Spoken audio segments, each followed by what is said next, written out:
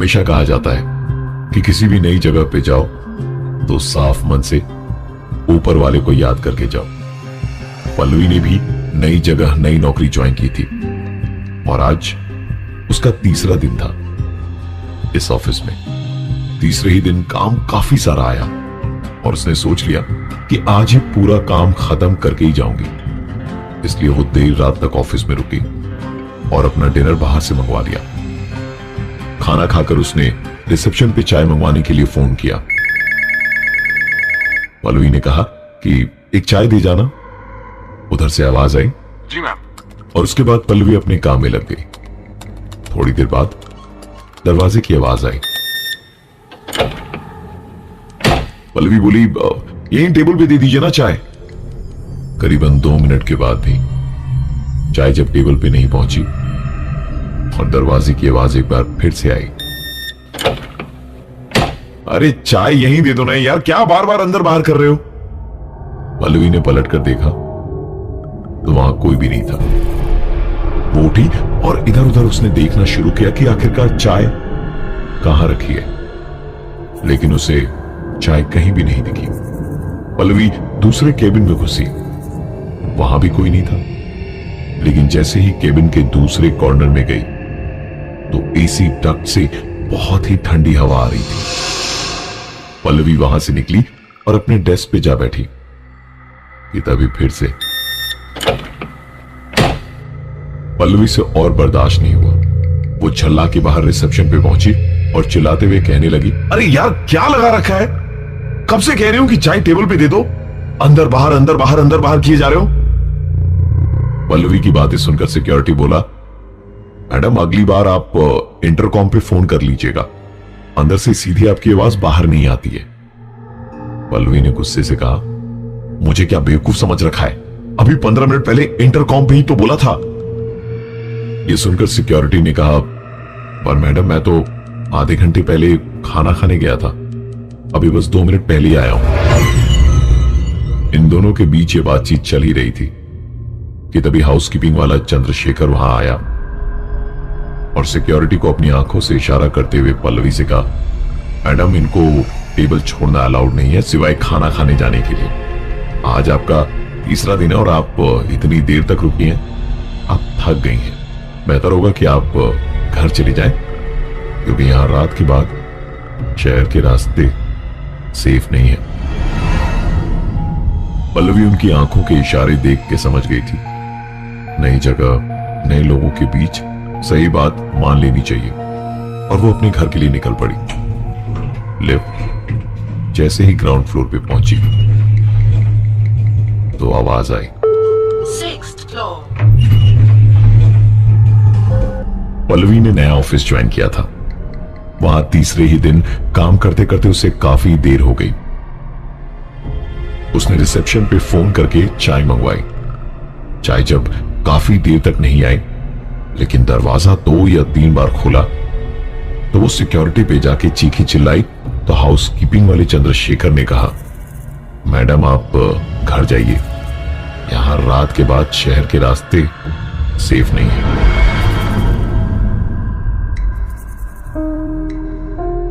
चंद्रशेखर की बातें और उसके हाव भाव बिल्कुल ही अलग थे, इसलिए पल्लवी ने वहां ज्यादा देर रहना ठीक नहीं समझा।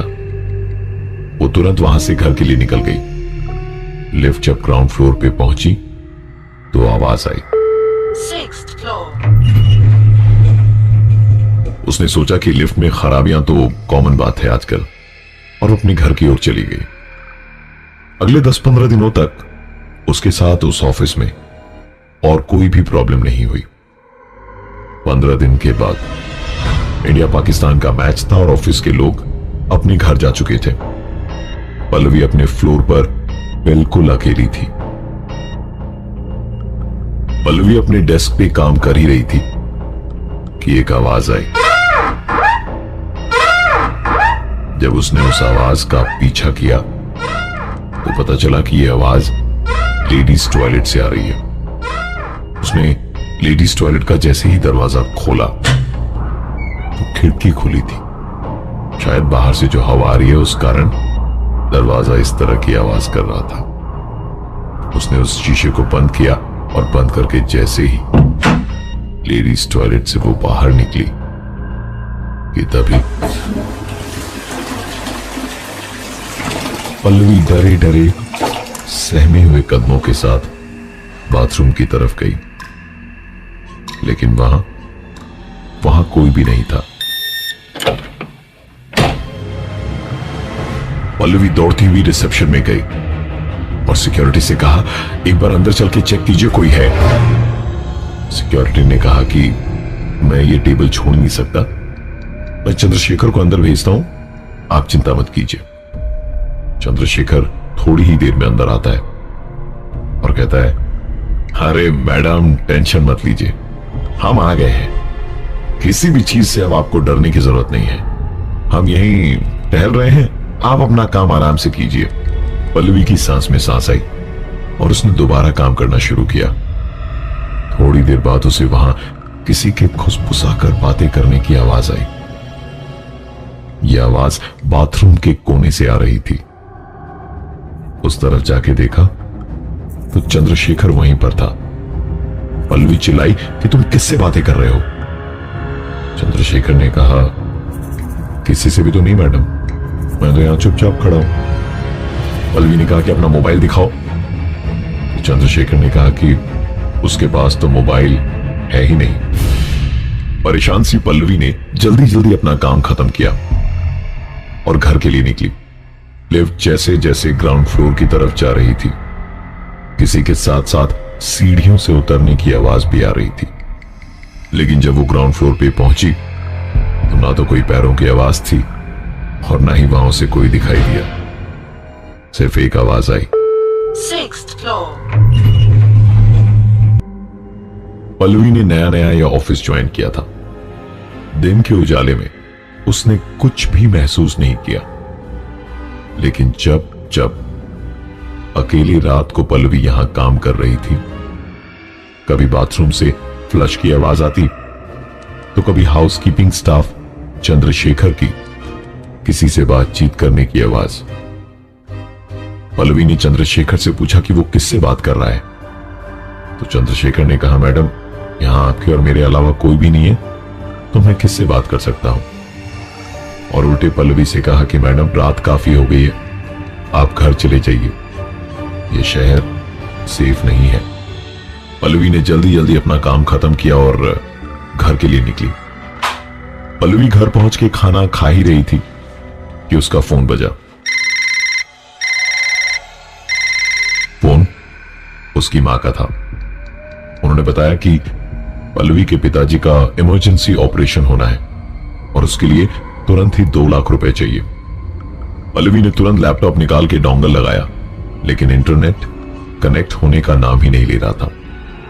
थकार कर उसने गाड़ी निकाली और ऑफिस की तरफ निकली। ऑफिस पहुंच के उसने देखा कि रिसेप्शन पे कोई नहीं था। उसने सिक्योरिटी को आवाज लगाई तो वो भागा भागा ऊपर के फ्लोर से नीचे आया।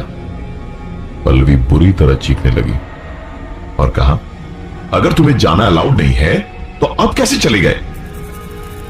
सिक्योरिटी घबरा के बोला, मैडम मैं तो खाना खाने गया था, आप अंदर जाइए, मैं चंद्रशेखर को भेजता हूं।